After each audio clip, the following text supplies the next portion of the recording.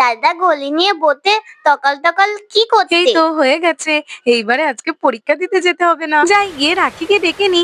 আমার তো একা একা যেতে ভয় করছে। দাঁড়াও আবি, ছেড়ে দাও, ছেড়ে দাও, তোমার একদিন কি আমার করবো না, আজকে ছেড়ে দাও। হ্যালো আমার দুষ্টু মিষ্টি বন্ধুরা, আশা করি তোমরা সবাই খুব ভালো আছো। তোমরা এখন চলে এসেছো অঞ্জলিদের বাড়িতে।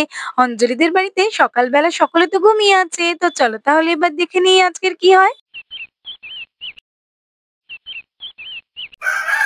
হ্যাঁ চলো উঠে পড়ি। কালকের তো ঘুমটা বেশ ভালোই হয়েছে। আরে এ কি দেখছি আমি, ঘড়িতে 7:30 বেজে গেছে। আজকের তো বাচ্চাদের পরীক্ষা আছে। আজকে আমি এত বেলা করে কি করে উঠলাম? প্রচুর কাজ পড়ে আছে। এখন সকালবেলা ওদের জন্য রান্না করতে হবে, তারপর ওদেরকে খাওয়াতে হবে, ব্যাগ গুছাতে হবে, আর তারপরে ওরা তো একটু বইপত্রও দেখবে। চলো তাড়াতাড়ি করে নামি আমি আগে। এ কি অবস্থা করে রেখেছে দেখেছো? এই আবিরটাকে নিয়ে না আমি আর পারি না। এক্সাম আছে আজকের, তারপরেও দেখো কি করে রেখেছে, একটু গোছায় না ছেলেটা। খাতা বই রং পেন্সিল স্কেচ সবকিছু ছড়িয়ে ছিটিয়ে রেখেছে। এগুলো এখন আমাকে আগে পরিষ্কার করতে হবে। একদম পারি না ছেলেটাকে নিয়ে, এত দুষ্টু না। কতবার বলেছি সবসময় গুছিয়ে রাখবে এগুলো, দেখো তো সব এখানে ওখানে ছড়িয়ে ছিটিয়ে রেখেছে। বইটার অবস্থা দেখো, খুলে রেখে দিয়েছে। এরকম করলে তো বই ছিঁড়ে যাবে। চলো বইগুলোকে তুলে এখানে রেখে দিই। এইবারে কালার পেন্সিল গুলোকেও তুলে নিই, কালার গুলো বক্সে ভরে ফেলি, না হলে তো এগুলো একটা একটা করে এবার ভেঙেই ফেলবে। চলো এইটাকে আমি ঘরে রেখে দিই। বাপরে বাপ, এই ছেলেটার পেছনে পরীক্ষার দিনেও আমাকে খাটতে খাটতে পাগল হয়ে যেতে হবে। কোমরে ব্যথা হয়ে গেল। কত করে বলি যে একটু গুছিয়ে রাখবে, তা নয়। এইবারে ওদেরকে ডেকে দিই, একটু অঙ্ক টঙ্ক দেখে তারপরে তো এক্সাম দিতে যাবে। ও রাখি, তুমি উঠে পড়েছো? খুব ভালো হয়েছে, যাও যাও ফ্রেশ হয়ে নিয়ে অঙ্ক দেখতে বসে পড়ো। হ্যাঁ মা, আমি তো কিছুক্ষণ আগেই উঠে পড়েছি। আবিরকে বললাম, ও তো উঠলো না। আমি এইবারে গিয়ে ব্রাশটা করে নিই, তারপরেই আমি ম্যাথস দেখবো। হ্যাঁ হ্যাঁ যাও যাও, চলে চলে যাই, আমি তাড়াতাড়ি ব্রাশটা করে নিই। আবির উঠে পড়ো, দেখো কত বেলা হয়ে গেছে। আজকে তো তোমার পরীক্ষা আছে, অঙ্ক পরীক্ষা। একটু তো অঙ্ক দেখবে নাকি, না হলে তো এক্সাম হলে গিয়ে কিছুই পারবে না। ওঠো ওঠো, দেখো রাখি কতক্ষণ আগে উঠে পড়েছে। তাড়াতাড়ি করে ওঠো বলছি। আজকের আর ঘুমালে একদম চলবে না, তাহলে তুমি এক্সাম দিতে গিয়ে কিচ্ছু পারবে না কিন্তু। একটু ভালো করে ঘুমাতে দাও না। পরীক্ষা তো কি হয়েছে, ভালো করে না ঘুমালে আমি তো কিছুই অঙ্ক করতে পারবো না। না না, আর ভালো করে ঘুমাতে হবে না, অনেক ঘুমিয়েছো। এবারে তুমি ওঠো। রাখি কখন উঠে গেছে, ব্রাশ করতে চলে গেছে। ও তো এরপরে ম্যাথ দেখবে, তোমাকেও তো একটু দেখতে হবে। পরীক্ষার দিনে এত বেলা করে ঘুমালে কি করে চলবে? হ্যাঁ ঠিক আছে মা, তোমার কথা মতো নয় দেখছি, কিন্তু সারা বছর যা ম্যাথ করেছি তাতেই তো হবে। আজকের এক্সট্রা করে দেখে কি এমন লাভ হবে? আবির, আজকে আমি এত কথা শুনতে চাই না।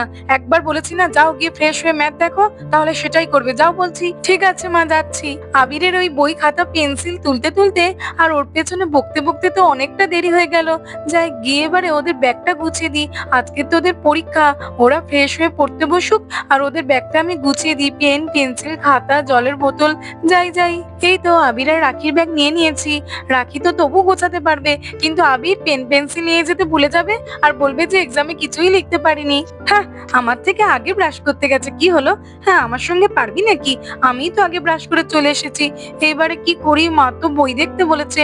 চলো বইটা খুলে একটু ম্যাথ দেখি, না হলে আবার ওই রাখিটা এসে জ্ঞান দিতে শুরু করে দেবে। এই তো মা তো এখানে গুছিয়েই রেখেছে, নিয়ে নিই বইটা। আবির তো আমার লাস্টে এসে ফার্স্ট হয়ে গেল।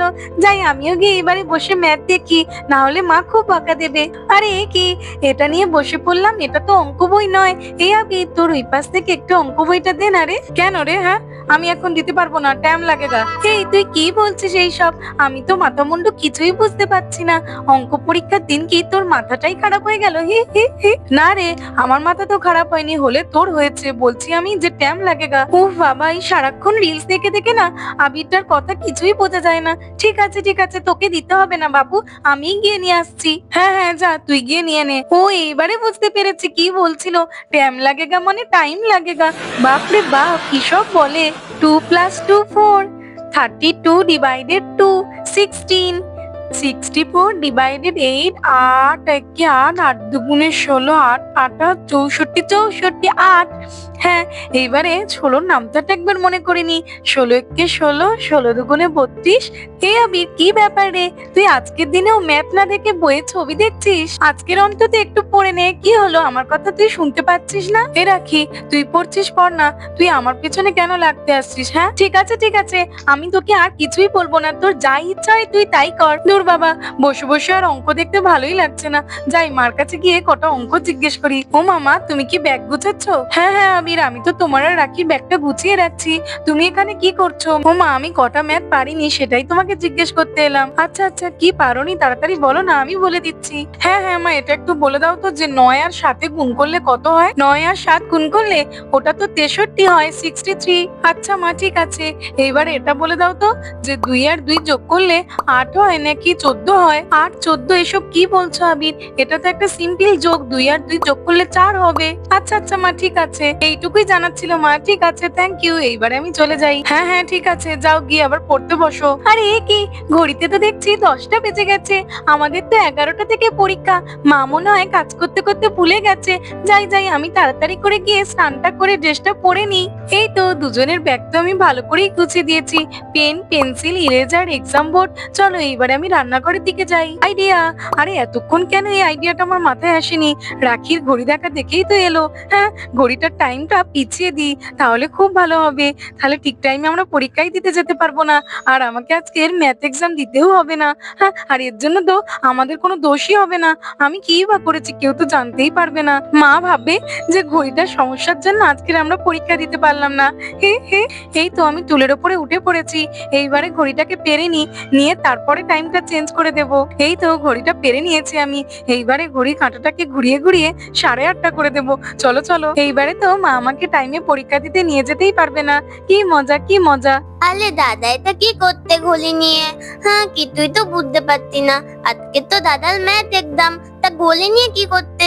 হ্যাঁ, আমি তো ঠিকই দেখছি ওটা ঘড়ি, কিন্তু দাপালে হোক গে তো। আমি যাই, আমার খিদে পেয়েছে, আমি গিয়ে খেয়ে নি। ব্যাস হয়ে গেছে। এই তো ঠিক মতো ঘড়িটা যেখানে ছিল সেখানেই আবার লাগিয়ে দিয়েছি। সকলে ভাববে যে পরীক্ষা দিতে যাওয়ার টাইমই হয়নি, এই করে করে টাইমটা তো পেরিয়েই যাবে, আর আজকে আমাকে ম্যাথ এক্সাম দিতেই হবে না। আমি তো রেডি হয়ে গেছি, এইবারে গিয়ে বসি। আরে এ কে? এই আবির, তুই এখনো রেডি হসনি? কি রে, 10টা বাজে দেখে আমি তো রেডি হতে গেলাম। তোকে কি ইনভাইট করতে হবে রেডি হওয়ার জন্য? এখনো তুই রেডি হসনি কেন? এক্সাম দিতে যেতে তো লেট হয়ে যাবে। এই রাখি, তুই আবার আমার পেছনে লাগছিস? কতবার না বলেছি আমার পেছনে লাগবি না।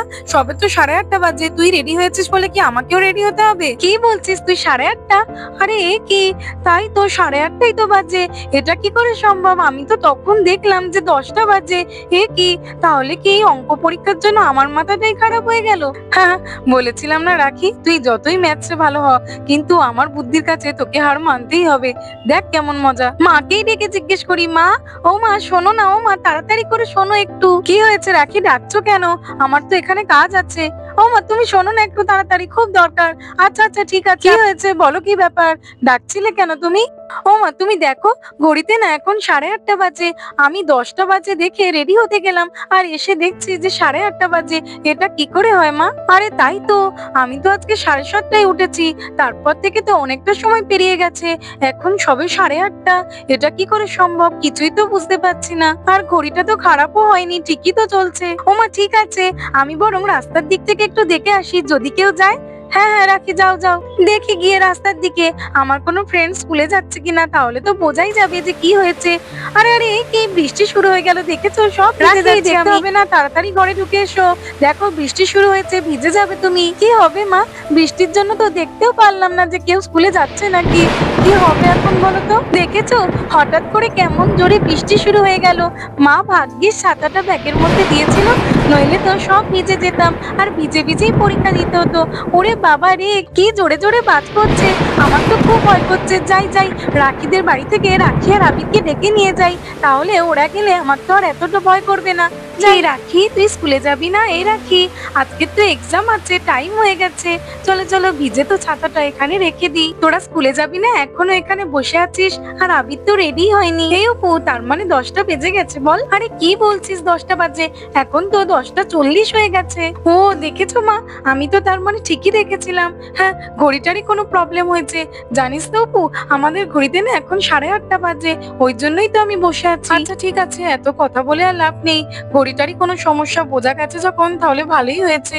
রাখি, তুমি তাড়াতাড়ি ব্যাগটা নাও, আর আবির তাড়াতাড়ি করে রেডি হয়ে নাও, না হলে তো তুমি আজকে পরীক্ষাই দিতে পারবে না। এই অপুটা না খুব বাজে, কত কষ্ট করে আমি এত কিছু প্ল্যান করলাম, আর দেখো ঠিক সময় এসে সবকিছু ভেস্তে দিল।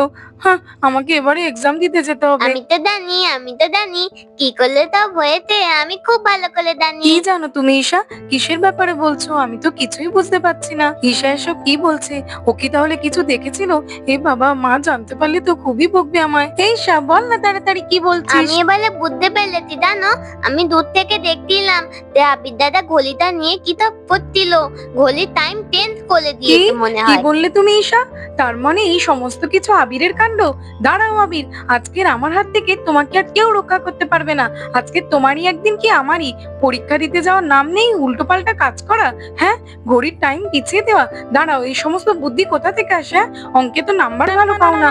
আজকে তোমাকে একদমই ছাড়বো না আমি। আজকে তোমাকে এই লাঠি দিয়ে মেরে ফেলবো। দাঁড়াও, অপুটা আসলো বলে জানতে পারলাম, নইলে তো আজকে তোমার জন্য রাখির পরীক্ষাটাও যেত। হ্যাঁ, এমন দুষ্টুমি করো কেন তুমি? থ্যাংক ইউ রে অপু, তুই আজকে এলি বলে আমি তো জানতে পারলাম, নইলে তো আমার পরীক্ষা দেওয়াই হতো না। বাইরে তো খুব বৃষ্টি হচ্ছে, তুই ছাতা নিয়ে এসেছিস? হ্যাঁ রে, এই তো আমি ছাতা নিয়ে এসেছি। চল, এই ছাতাতেই আজকে দুজনে চলে যাবো। এই অপু, তোর ছাতাটা তো খুবই সুন্দর রে। হ্যাঁ রে, আমার মা তো নতুন এটা কিনে ওই দিয়েছে। দেখি অপুর দিদি, দাও তোমার টাটাটা। ওয়াও, কি সুন্দর তোমার টাটাটা। তো বন্ধুরা, আজকের মতো এই পর্যন্ত। ভিডিওটি ভালো লাগলে আর এরকম আরো ভিডিও দেখতে হলে আমার চ্যানেলটাকে সাবস্ক্রাইব করে দেবে। Thanks for watching. দেখা হবে পরের একটি এপিসোডে। টাটা।